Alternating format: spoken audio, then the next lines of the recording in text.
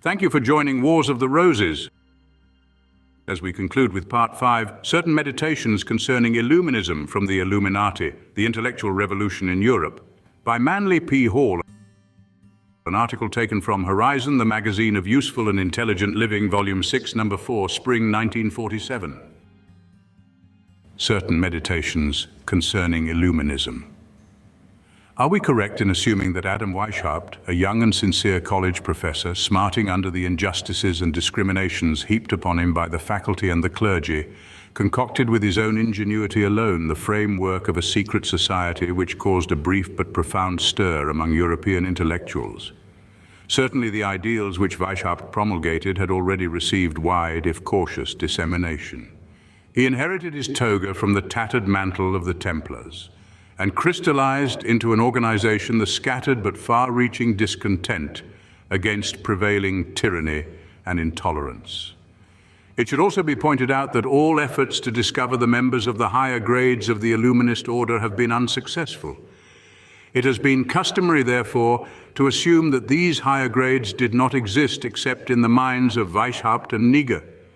Is this assumption necessarily true? Is it possible that a powerful group of men that resolved to remain entirely unknown moved behind Weishaupt and pushed him forward as a screen for its own activities? When the Bavarian Illuminati was scattered to the four winds, Weishaupt took refuge with the Prince of Saxe-Gotha, where he found haven, protection, position, and sufficient means. What did he do then? We hear little more, except that he wrote books explaining his society. Safe under the pinion of one of the German eaglets, he apparently settled down to a comfortable and uneventful existence. We are assured that his organization disbanded and the various brothers who escaped persecution turned their attention to other, non-controversial labors. Everything is very nice and smug and obvious, but entirely out of character with the dispositions of such of these men as are known. The Illuminist order never attracted a large membership. Historians hazard the guess that its strength did not exceed 2,000 heads at any time. But they were distinguished heads. The roll of membership is reminiscent of the Almanach de Gotha. A considerable percentage of the brothers were men of consequence, including reigning princes, noblemen, prominent educators, scholars, scientists, and men of letters. Most of these intellectuals were addicted, at least in private, to the opinions expressed so eloquently by Rousseau and Voltaire.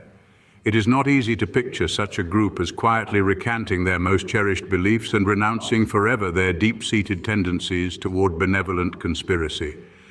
Some writers have nursed the happy conviction that the French Revolution, with its Illuminist motto Liberté, Égalité, Fraternité, ended forever the need for political secret societies in Europe.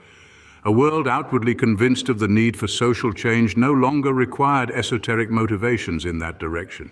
Here again, it seems that the conclusions are not consistent with the facts. France, after a brief interlude of disorganized independence, fell victim to the imperialistic opportunism of Napoleon I. From the collapse of the Second Empire to the present day, the political life of France has tended to prove that strong, just leadership remains a necessity unfulfilled, nor were conditions in post-Weishaupt Germany much better. It can scarcely be said that the German states entered the 19th century solidly established in unified democratic purposes. The small principalities and free cities were focal points for countless petty intrigues until Bismarck perceived the advantage of welding them into a military and political unity under the policies of Prussia. It may be worth noting that Bavaria was one of the last of the free German states to be absorbed into the Deutsches Reich. This final absorption did not take place until after the First World War. Other European countries were no exceptions to the prevailing difficulties, unless we wish to exclude Switzerland and the Scandinavian group. For the rest, the problem of attaining honest representative government remained comparatively unsolved on the continent. Why then did this secret order of intellectual Illuminists, who must have possessed the vision necessary to take cognizance of the obvious dilemma, discontinue their well-organized activities and leave mankind to the mercy of the politically corrupt? Shall we say that self-preservation dictated their course? Against this explanation is the well-established fact that persecution binds men together in the most abiding kind of fraternity and intensifies resolutions to accomplish the ultimate overthrow of tyranny. The ideals of Illuminism were old when Weishaupt was born, and it seems an exaggeration to assume that these long-cherished convictions perished with his Bavarian experiment. The work that was unfinished in 1785 remains unfinished in 1947. As long as the cause remains, groups of human beings will unite secretly or otherwise for the preservation of themselves and of their kind, and for the improvement of posterity. Illuminism illustrated another important factor connected with social motions. Reforms come not from the masses, but through the masses. Progress originates among idealistic members of the privileged and autocratic classes. These men have the perspective necessary to realize the injustice caused by their own class. They also have the training and skill required for successful organization and planning. It would be important that these leaders escape the net, cast their enemies so that there could be an unbroken line of secret motivation behind the outward program of social change.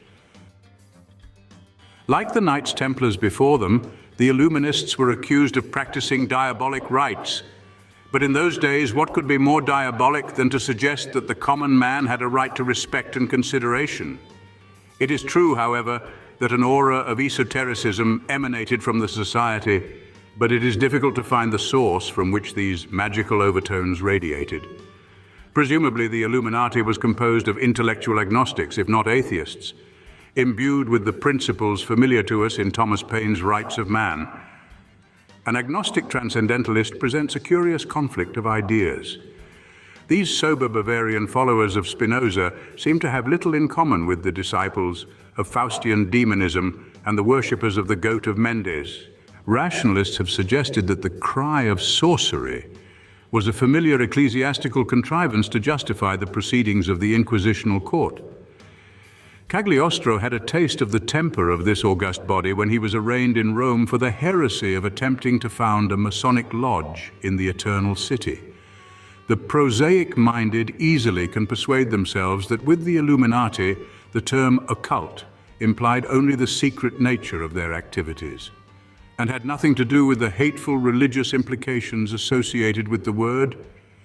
The Illuminists are in this way pointed out as sober scholars, adventuring in the ever-dangerous and thankless pursuit of attempting to apply the principles of the brotherhood of man.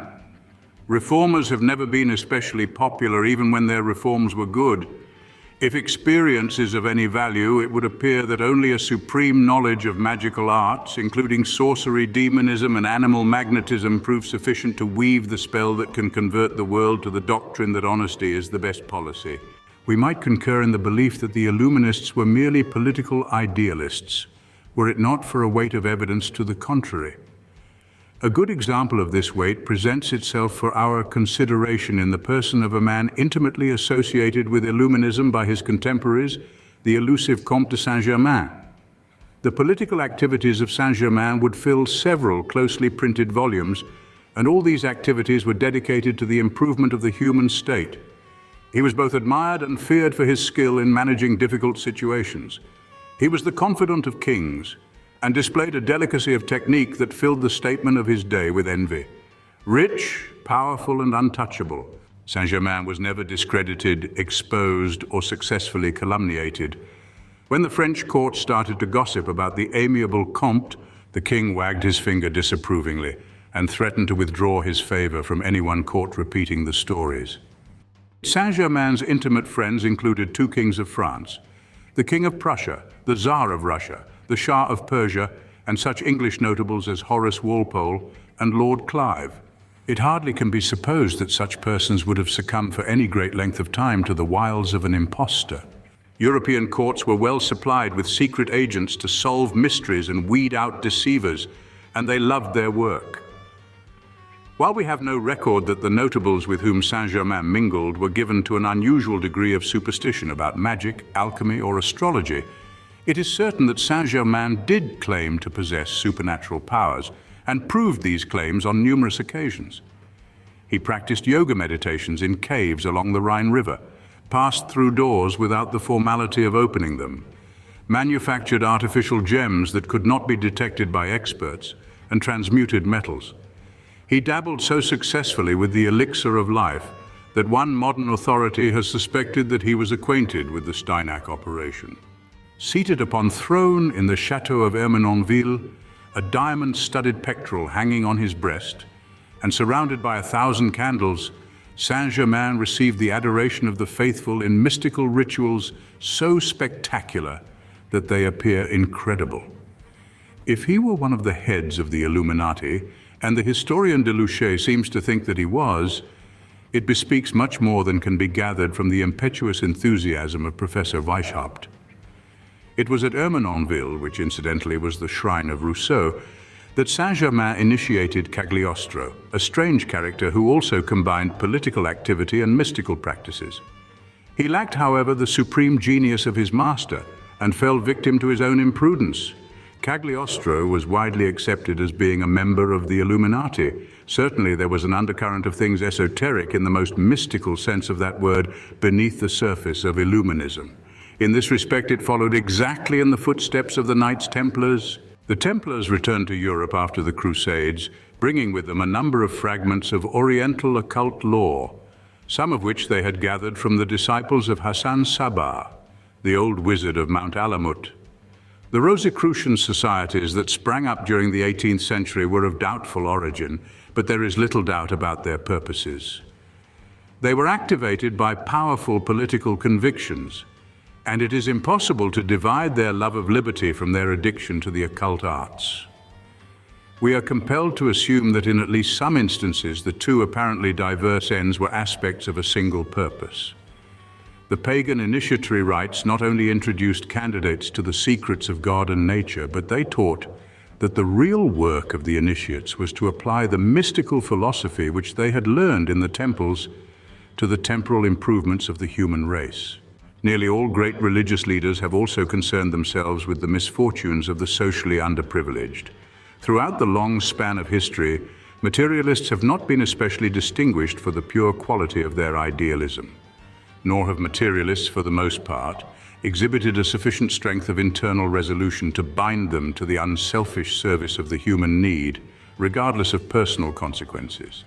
It would be a crushing blow to the physical-minded if one of these days it should be generally admitted that the progress of the race is due largely to those mystics and metaphysicians who are not permitted even respectable representation in our institutions of policy and learning. If there were a deep mystical current flowing beneath the surface of Illuminism, it is certain that Weishaupt was not the Castalian spring. Perhaps the lilies of the Illuminati and the roses of the Rosicrucians were, by a miracle of nature, flowering upon the same stem. The old symbolism would suggest this, and it is not always wise to ignore ancient symbols. There is only one explanation that meets the obvious and natural requirements of the known facts. The Illuminati was part of an esoteric tradition which had descended from remote antiquity and had appeared for a short time among the humanists of Ingolstadt. One of the blossoms was there, but the root was afar in better ground. Thank you for watching, and please don't forget to share, like, subscribe, and comment, and if you can, please consider donating to Wars of the Roses. Links to PayPal and Patreon are in the description. Thank you so very much.